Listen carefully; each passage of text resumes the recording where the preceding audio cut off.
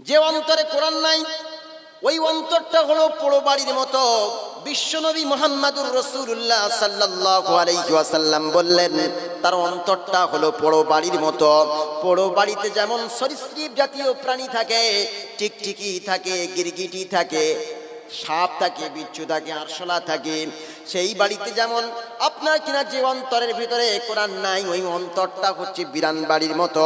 ওই অন্তরের ভিতরে গান থাকে, বাজনা থাকে, থিয়েটার থাকে, অশ্লীল জিনিসপত্র সেখানে বসবাস করে। যার ইন্নাহু লাকাউলু রাসূলিন কারীম, ইন্নাহু লাকাউলু রাসূলিন কারীম, এটা এক সম্মানিত ফারিস্তা জিবরিল আমিনের আনিত বাণী। জোরে বলুন সুবহানাল্লাহ। তাহলে প্রথম বুঝলাম যে কোরআন কে নাজিল করেছে? আল্লাহ। দ্বিতীয় বুঝলাম কি, কার সাথে এসেছে? জিবরিল আমিনের সাথে।